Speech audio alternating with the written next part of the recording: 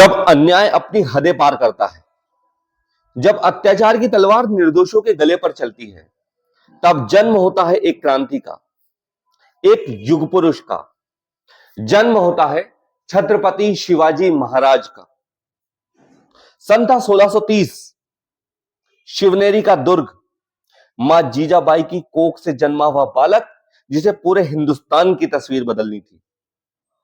बचपन से ही उसकी आंखों में स्वराज्य का सपना था, अन्याय के खिलाफ युद्ध का संकल्प था, और यह साकार भी हुआ जब मां जीजाबाई ने रामायण और महाभारत पढ़ाई और दादाजी कोंडदेव ने सिखाया युद्ध कौशल।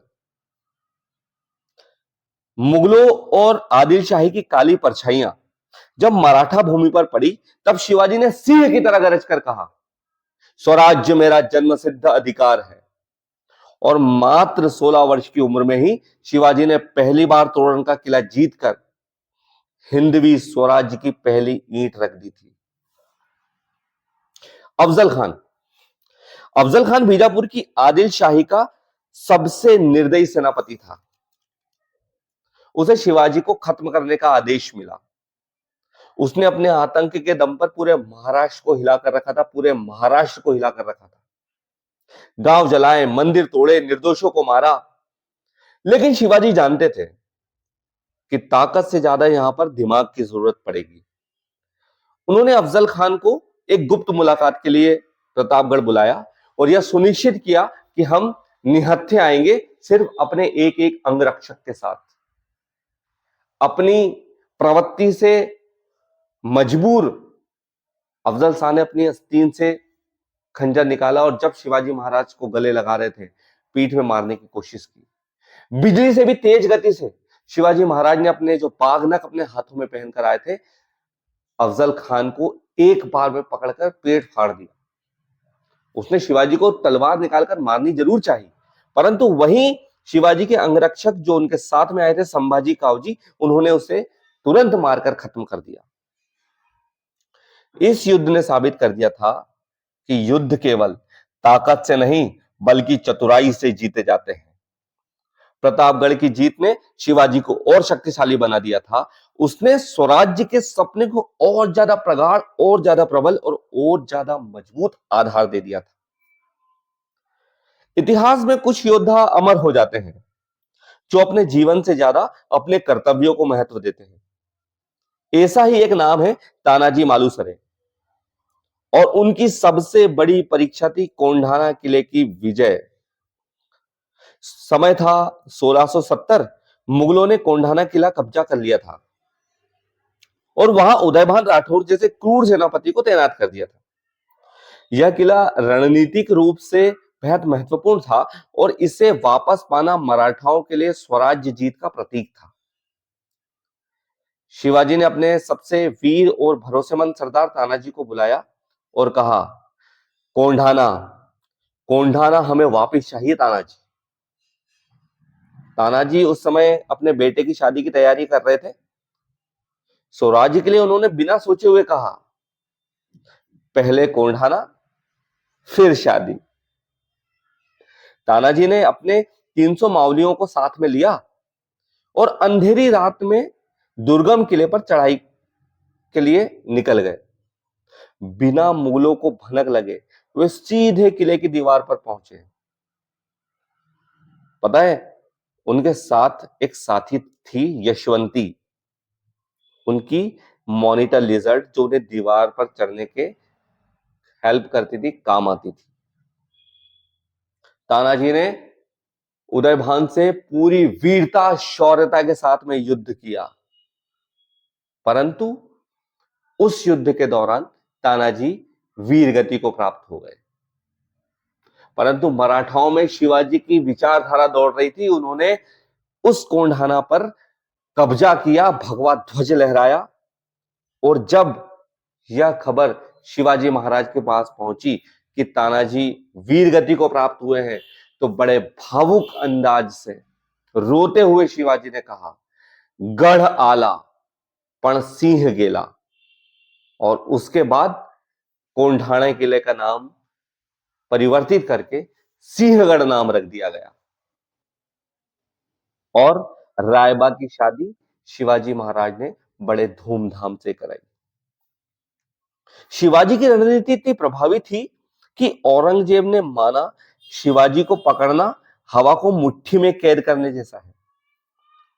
मराठाओं की तेजी, उनकी सूझबूझ और उनकी गोरिल्ला युद्ध नीति ने बार बार दुश्मनों को हराया था। अचानक हमला करो, दुश्मन को संभलने का मौका मत दो। जंगलों और पहाड़ों का उपयोग करो, खुले मैदान में बिल्कुल मत लड़ो। तेजी से भाग जाओ, युद्ध खत्म होते ही सुरक्षित स्थान पर लौट जाओ। ये गोरिल्ला पद्धति थी, ये गोरिल्ला युद्ध था, जिसका उपयोग करते हुए कई किलों पर फतह हासिल की थी हमारे छत्रपति शिवाजी महाराज ने। साल 1654 देश में पुर्तगाली, डच, अंग्रेज सभी घात लगाकर बैठे थे, सभी अपनी नजरें गड़ाए बैठे थे। परंतु शिवाजी ने सोचा, जलमेव यस्य बलमेव तस्य, जिसका समुद्र पर अधिकार होगा वह शक्तिशाली होगा। 1654 में भारत की पहली नौसेना बनाने का कार्य अगर किसी ने किया तो छत्रपति शिवाजी महाराज ने किया। समुद्र को अपना युद्ध स्थल बनाने का कार्य अगर किसी ने किया तो छत्रपति शिवाजी महाराज ने किया। कल्याण, भिवंडी, गोवा, यहां पर उन्होंने जहाज निर्माण का कार्य किया। 60 जहाज और 10,000 नौसैनिक, ऐसी पहली नौसेना का निर्माण भी अगर किसी ने किया तो वो छत्रपति शिवाजी महाराज ने किया था। साल 1666 औरंगजेब के नाक में दम आ चुका था मराठाओं के नाम से, शिवाजी महाराज के नाम से। 1666 में औरंगजेब ने शिवाजी के सामने प्रस्ताव पहुंचाया कि आप आए, मैं आपसे भेंट करना चाहता हूं। परंतु जब शिवाजी महाराज औरंगजेब से मिलने पहुंचे तो औरंगजेब ने उनसे बहुत ही दुर्व्यवहार किया और आगरा के किले में कैद कर दिया। यह मराठाओं में हलचल फैलाने के लिए काफी था, परंतु शिवाजी ने भी यहां पर अपनी कुशल रणनीति का यूज करते हुए ऐसा प्रदर्शित किया कि मैं बीमार हूं। बस यही कमजोरी को देखा मुगलों ने कि शिवाजी बीमार हैं, ये कुछ नहीं कर सकते। शिवाजी ने एक प्रस्ताव रखा कि मैं मिठाइयां बंटवाना चाहता हूं। कई दिनों तक मिठाइयों की टोकरियां आई। एक दिन शिवाजी महाराज भी उस टोकरी में बैठकर औरंगजेब की कैद से बाहर निकल गए और यह जो निर्णय था इसने पूरी मुगलिया सल्तनत को हिलाकर रख दिया। साल था 1674। रायगढ़ के किले की ऊंचाइयों पर हिंदवी स्वराज्य का सूर्य उदय हो रहा था। आज का दिन सिर्फ मराठाओं के लिए ही नहीं बल्कि पूरे भारतवर्ष के लिए गौरव का दिन था, क्योंकि आज वह शेर जिसने अपनी तलवार से अत्याचारियों का अंत किया वह सिंहासन पर बैठने जा रहा था। आज छत्रपति शिवाजी महाराज का राज्याभिषेक था। पवित्र मंत्रों के उच्चारण के बीच महामंडलेश्वर गागा भट्ट ने शिवाजी महाराज के मस्तक पर पवित्र जल और स्वर्ण मुकुट रखा। यह वह क्षण था जब एक वीर योद्धा, एक विजेता, एक सम्राट बना। उनका नाम अब केवल शिवाजी नहीं बल्कि छत्रपति शिवाजी महाराज था। सन 1680 शिवाजी महाराज अपना स्वराज्य मजबूत करने में लगे हुए थे, लेकिन अचानक उन्हें गंभीर रूप से बीमार होने का आभास हुआ।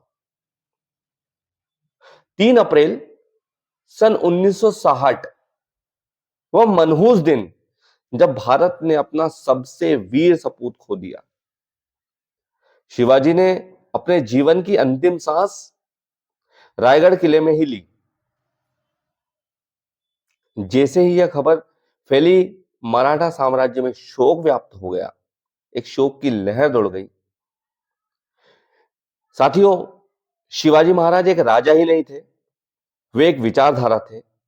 वे हमें सिखाते हैं स्वतंत्रता सबसे बड़ा धर्म है और न्याय सबसे बड़ी नीति। मैं अपने इन शब्दों से छत्रपति शिवाजी महाराज के चरणों में भावांजलि व्यक्त करता हूं, निवेदित करता हूं। नर्मदे हर।